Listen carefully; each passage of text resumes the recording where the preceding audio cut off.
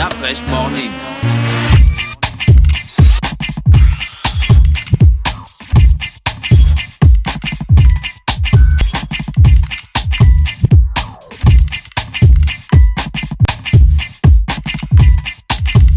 UrbanFM.fm.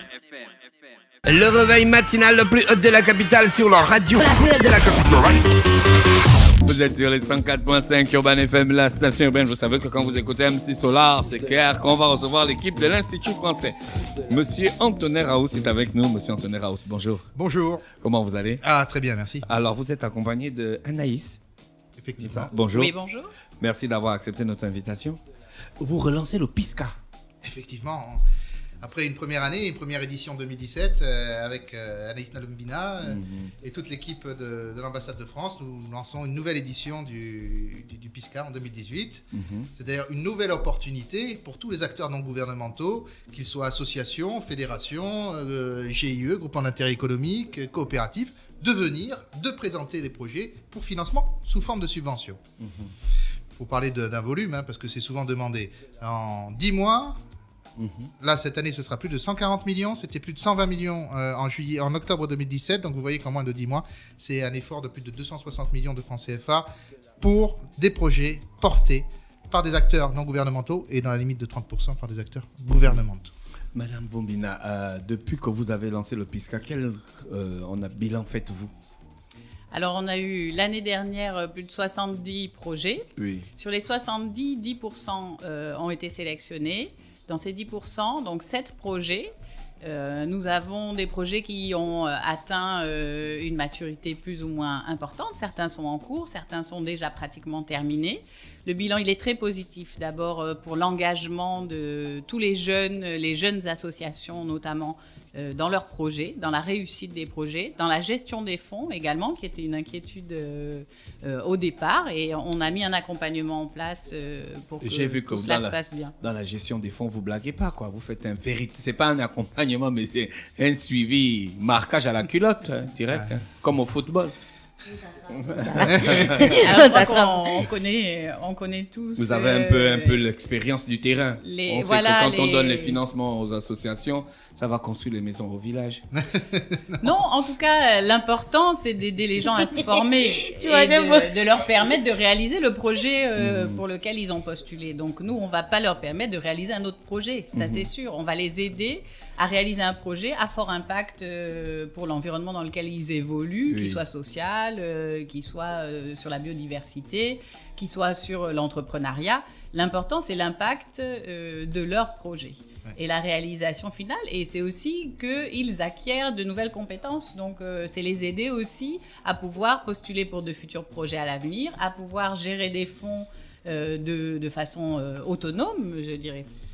Est-ce que vous communiquez sur les critères réels de l'obtention du financement?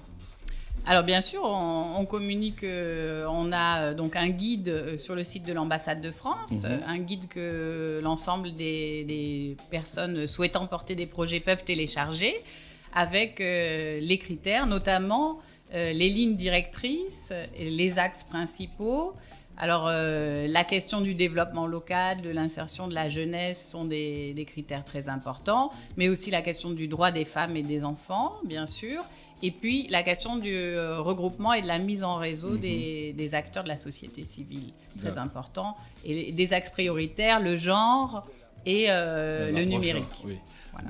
Monsieur Raous, quelles sont les motivations de la France de prendre l'argent de son contribuable pour venir financer les ONG gabonaises? Qu'est-ce qui motive la République française? C'est l'âme de la coopération, c'est-à-dire faire ensemble.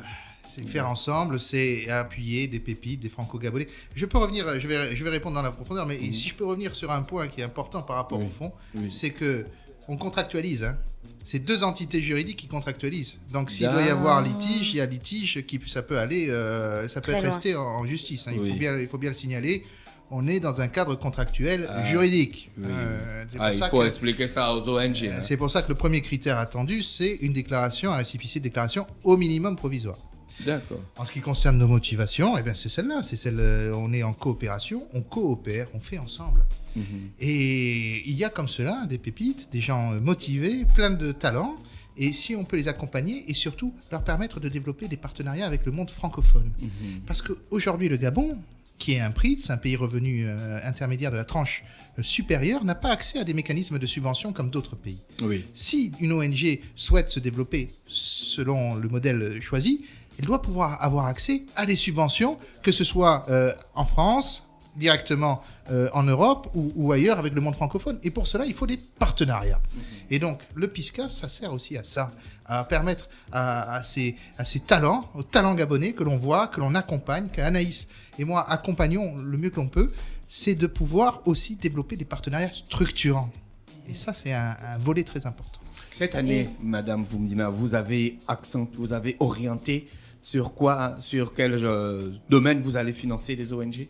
Alors cette année, tout comme l'an dernier, les lignes directrices restent les mêmes, donc celles que je vous citais précédemment. Oui. La question du genre, la question du numérique sur les axes prioritaires, et puis les questions du développement local, de l'insertion de la jeunesse, la question essentielle du regroupement et de la mise en réseau des acteurs de la société civile, et puis la question du droit des femmes et des enfants. Encore une fois, ces questions de solidarité principale, nous continuons de les porter. C'est une subvention en fait qui a un volume sur 2 ans. Oui. Et qui est répartie annuellement.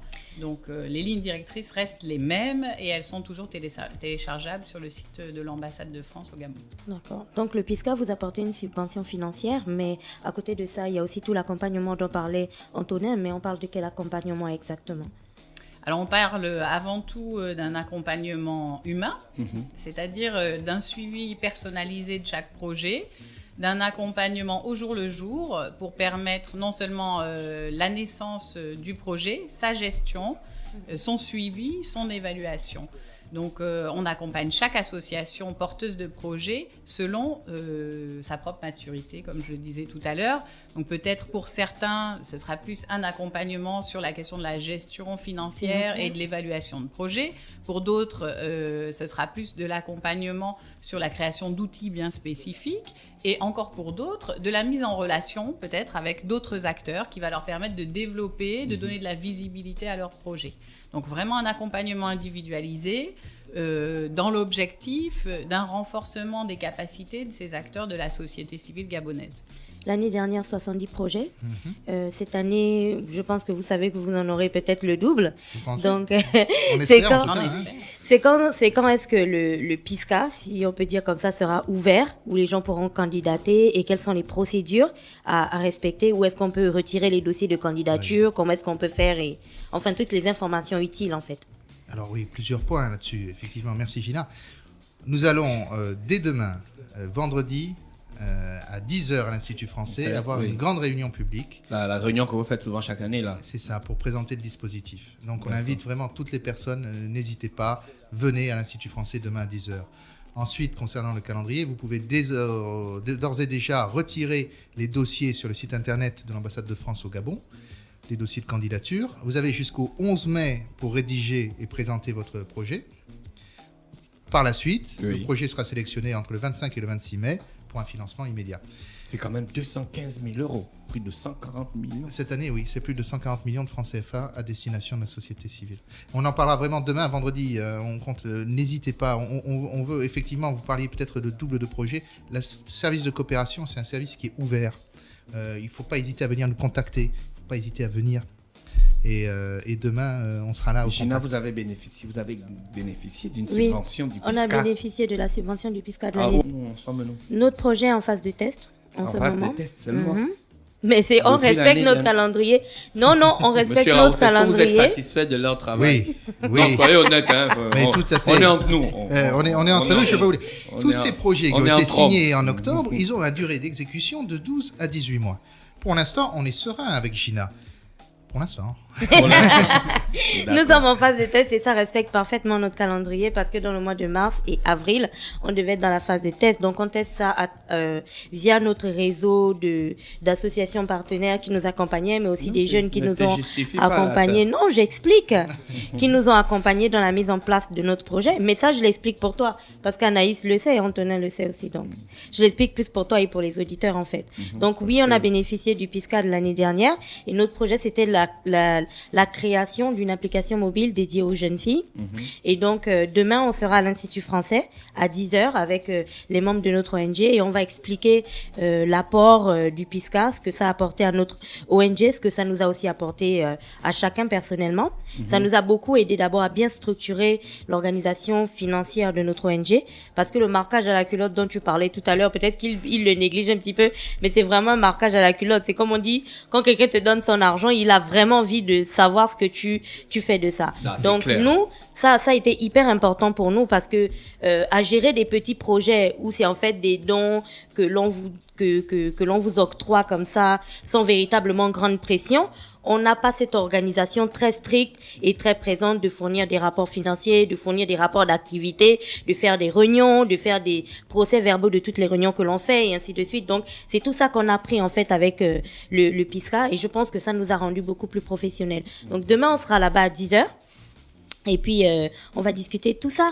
Si tu as besoin de plus d'infos, tu peux venir. Souvent, il y a la monnaie, madame. Souvent, il y a la monnaie de 215 000 euros. Là. Quand il y a la monnaie comme ça, vous faites comment? Comment? Il n'y a pas la monnaie. Si toutes les ONG ne rentrent pas dans les critères, il y a la monnaie. Non, il n'y a pas la monnaie. Justement, la monnaie peut être dédiée éventuellement à des actions de communication ou à des actions d'appui spécifiques sur les projets sélectionnés. Mais normalement, il y a très largement assez d'associations, d'acteurs non gouvernementaux avec des idées vraiment non seulement intéressantes mais impactantes. Donc non, il n'y a pas la monnaie. D'accord. Merci Madame Vombina, Anaïs et Monsieur Raoul Stantonnet d'avoir accepté notre invitation. Merci beaucoup. Merci. On vous souhaite de passer une très bonne journée à l'écoute des programmes d'Urban FM. Voici MC Solar pour le titre brut de l'art. Urban FM 104.5, la station urbaine. Vous écoutez Urban FM 104.5, la station urbaine. Urban FM, première radio chez les jeunes.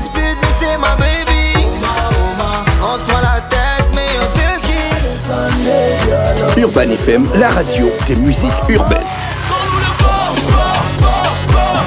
Urban FM 104.5, la station urbaine. Stop Fresh Morning.